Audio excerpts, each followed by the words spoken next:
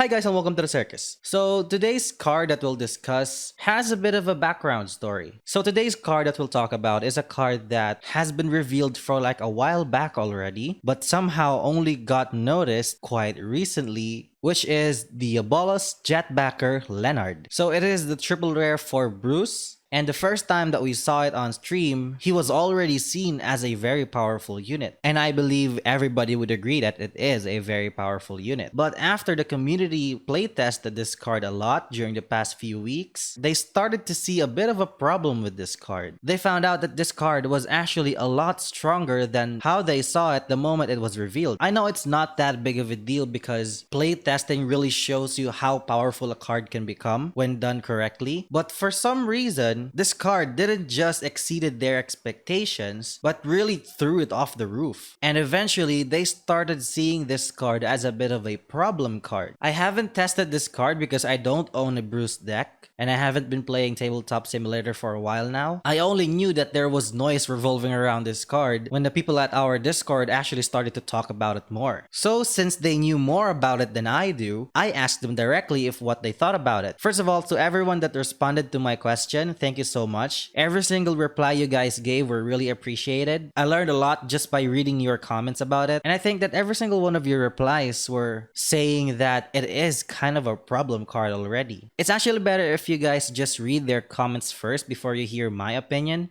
because they play tested it so they know more about it than I do. You can take your time reading it by pausing the video or maybe just join us in our Discord. Everything is in the description, so feel free to come. And yeah, I think everybody said that it is kind of a problem card. So if you're done reading their feedback, please allow me to share my thoughts about it. Even though I haven't play tested it, just reading their feedback and imagining a scenario where it is kind of a problem really convinced me that it actually can be. So let's take a look at Leonard's skills again. First is continuous on rearguard circle. If you are in final rush, this unit gets plus 5k, and when this unit would attack, it battles all of your opponent's units in a column. And the second skill is auto on rearguard circle. When this unit attack hits, soul charge 1, and if your vanguard is Bruce, choose one card from your soul and call it to an open rearguard circle. So at first glance, it is really strong. Just having more opportunities to have multi-attack on top of the 5 attacks on final rush is gonna be really strong. Talking about the first part of the skill, at first I just saw it as a cherry on top. Like, it's cool if you just attack the entire column, right? And regarding the second skill, since it is an on-hit ability, if you just guard it, it's not gonna do anything. Those were my first thoughts about this card. And to be honest, I didn't really see this card replacing your most reliable units like Marjorie, Protobulb, or your Eden. Maybe the reason that I didn't value this card as much before is because I was looking at these two skills separately. Because when you put these two skills together, we're gonna start to see a little bit of a problem. First of all, this card attacks the entire column. And when this unit attack hits, you get to multi-attack and refund it because it soul charges 1. If you don't want this card giving plus to your opponent via multi-attacking more, you wanna guard not just 1, but 2 units if they are attacking a full column. Even though this is only a 15k attacker minimum on final rush, instead of you just guarding this for like a 5k or 10k shield, you need to commit more cards to guard your back lane. Because if you just make this unit hit at least one of those units, his second skill will proc. Also, his second skill is not once per turn. Meaning if you just let this card hit your entire column, he can call potentially 2 more cards from soul and soul charging 2, meaning it doesn't really cost him anything from his soul. It doesn't affect his final rush turn and still giving him a lot more plus. That is only talking about this card being a 15k attacker. If the Bruce player Persona rode that turn, this is a 25k attacker which is asking for 15k shield for both of your units on that column. Maybe even more. If this unit is boosted by an 8k booster, it is going to be hitting for 33k alone that attacks your entire column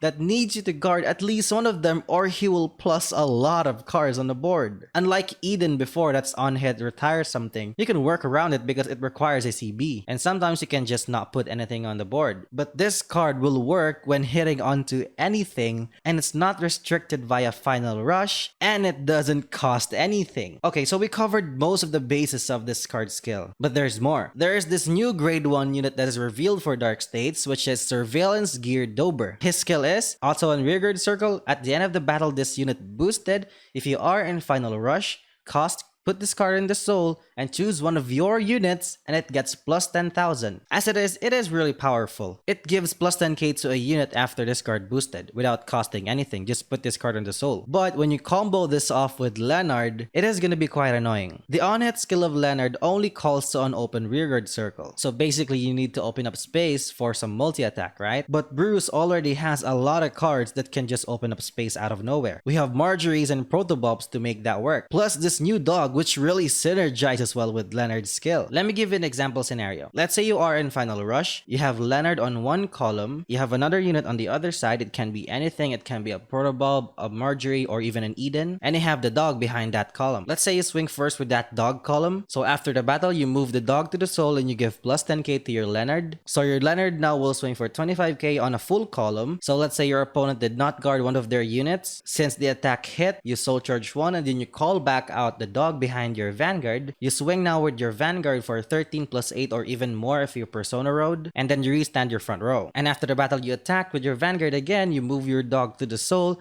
and you give plus 10k to a unit that requires the boost. So you have another attack with your Leonard that is powered up and one other attack on the other side. If somehow Leonard again hits another unit, you can just call another booster to the back row of the other column. This is just one of those examples because there are a lot of combos that you can do with this card. If you are a Bruce player, you might have already thought of a bunch of combos with this card. So if you want to share them, just leave it down in the comments below. So we already discussed at least most of the reasons why this card is too strong. Even though it is really strong and quite problematic, there is at least some counterplay to it. And it's pretty simple actually. You can just not put out boosters. But that is where some matchups really will struggle against this card. Decks that needs to put out boosters or fill up the board because they need to will really struggle against this card the most. Decks such as Magnolia and Orfist are great examples of this matchup. The decks that can afford putting out boosters and ending the turn without them can deal with this card a lot more easily. So decks such as Baromagnus and other Bruce can play around this card quite effectively. Overall, I would really say that this is a really strong card. It's a lot stronger than I initially thought it would be. Is this gonna be a problem card? I would say it depends on the matchup. As I said before, there's still counterplay to it, but I think everyone would know that not all decks can afford that counterplay. Will this card push Bruce to a whole nother level? I would say yes. Does it deserve a ban? I can't say for sure at the moment. It is purely because there's still a bit of counterplay to deal with this card. How about you guys? What are your thoughts about this card? Please leave it down in the comments below because I really want to learn what you think about this. If you want to talk to us directly, just hit us up on Discord and we'll gladly have you. Thank you again so much to everyone that responded to my question, and I hope we can get better from here. I know that there's a lot of details that I've missed in this video, so feel free to enlighten me in the comments so that everybody can read them as well. If you guys have some questions, feel free to drop those in the comments as well. Together, let us raise the flag of Dark States, and I'll see you guys next time.